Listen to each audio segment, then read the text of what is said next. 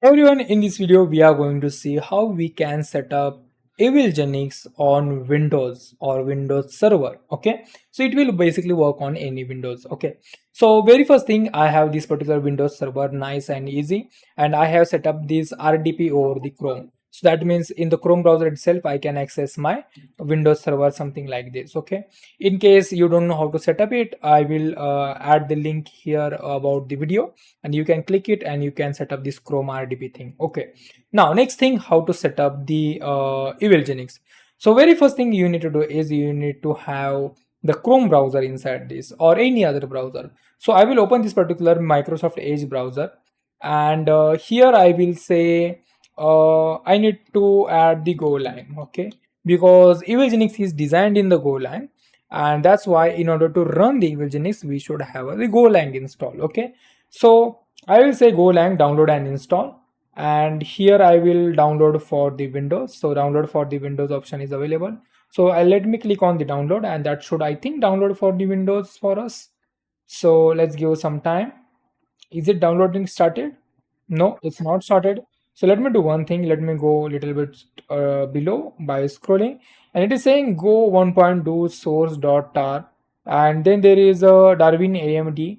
And if I scroll a little bit, I think I will see the Windows option also. Can you see? Go 1.25.5 Windows AMD 64.z. Okay, so I need to click on that one. Or there is a simple option also available, which is MSI file. MSI file makes much easier because these are like uh, installers. Okay, so let me click on the MSI file, and MSI file has been started downloading.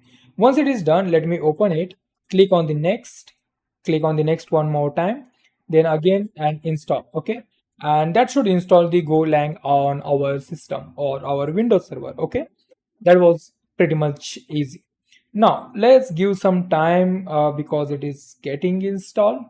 And next thing we need to do is we need to install the VS Code, because there are some files that we need to edit and VS Code is needed for that one. Okay, so let's do it in VS Code. Do something like this.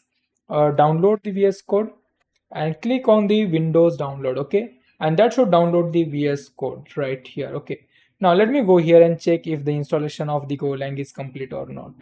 Okay, the installation of the Golang is still going. It is a little bit slow, hence I am using Contabo VPS RDP connection. That's why it is little bit slow, because Contabo doesn't have like faster VPS. Okay, anyway, let me start the VS Code installer also. Let me click here, which I have already clicked.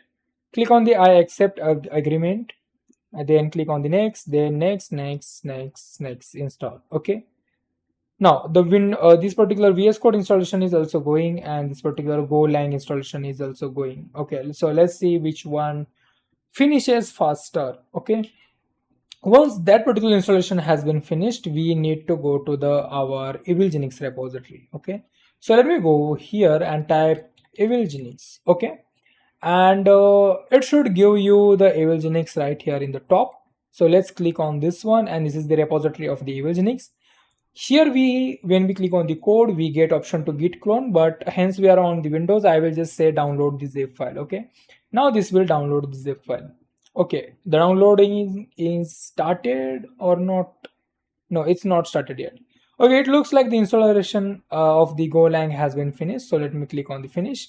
Installation of the this particular VS Code is also finished. So let me click on the finish. Both things are done. Now if I go in the downloads, you will find that this particular Evilginx 2 is also downloaded.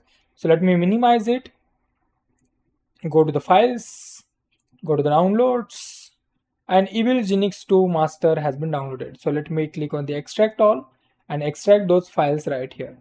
Okay, in the downloads folder. It's up to you where you want to extract. If you want to extract inside the download, that is also fine. If you want to extract in some other folder, that is also fine. Keep the file in the location where you look for the most. Okay, great. This extraction is taking a little bit time. Now meantime, our VS Code has been opened.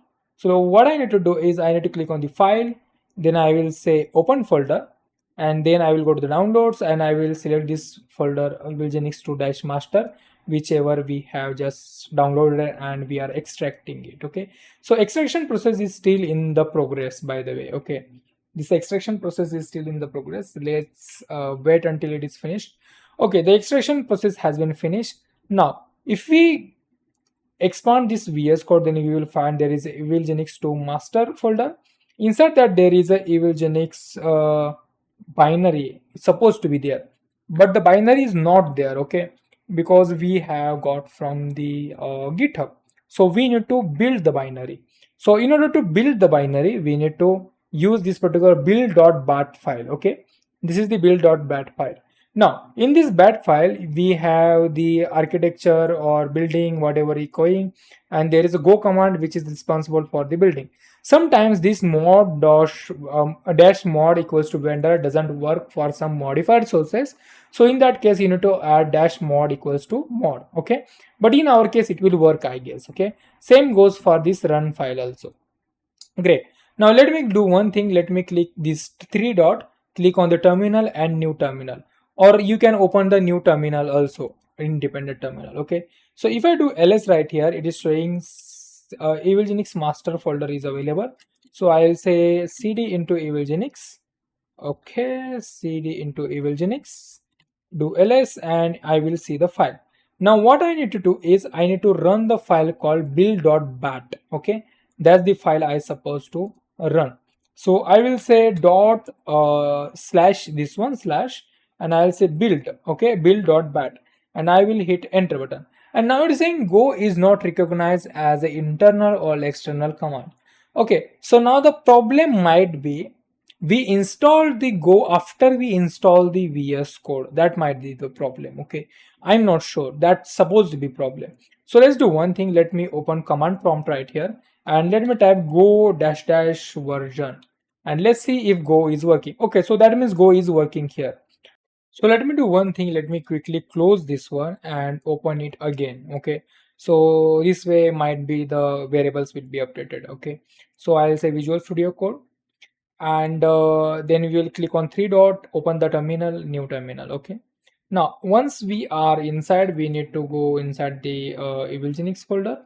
So once you do ls, then we will see these files exist, which is build.bat and run build.bat right here. Okay, so this time I will run this run build.bat file. Okay, so that slash, and then there is this file which is build underscore run.bat. Okay, and can you see it is building the Evilginx and showing the Evilginx is ready. Okay, so in my case the Evilginx is ready right now. Now what is the next thing? The next thing is editing the configuration. So can you see it is saying loading configuration from C users administrator.evilginx. Okay, so we need to copy that particular path, open the new shell right here, and type cd and go inside that particular path. Okay, and if you do ls right here, it will show blacklist txt config.json. We need a config.json, so we'll type notepad and config.json. Okay, notepad config.json, and that will give us the configuration. So here you need to add your bind IPv4, sorry, the domain name. So here I will add my domain name, which is evilme dot website. That's my domain name. External IPv4 address, this one, it is going to be your server IP address. So in case you don't know where is your server IP address, what you can do is you can simply say ping ipconfig.io. Okay, and that will give you your server IP address. Okay, no, sorry, curl ipconfig.io, but in your case you are using Windows, right? So you just copy this ipconfig.io, go to your browser and paste it right here, and that should show your IP address. Okay, so in my case this is my VPS IP address. So yeah, like you can even type my IP also on the browser, that will also show your IP address, right? Okay, so external IPv4 address is there. So let me save this particular file and close this notepad file. Now come back to this terminal and type q and enter. That will exit from the Evilginx, and again run the Evilginx. Okay, so this time we have added the configuration. So if I type config, that should show the IP address and the website and everything is ready. Okay, great. So yeah, this is how you do setup of the Evilginx on the Windows server. I hope you like it. In case if you have any doubt, then what you can do is you can go to FluxxSet.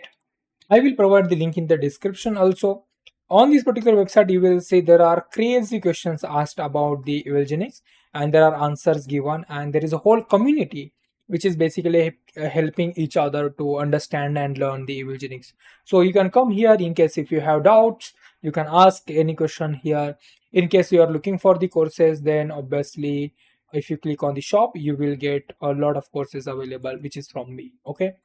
So yeah, thanks for watching. See you in the next. And if you have any question, feel free to ask in the comments also and in the website also. Thanks for watching. See you in the next.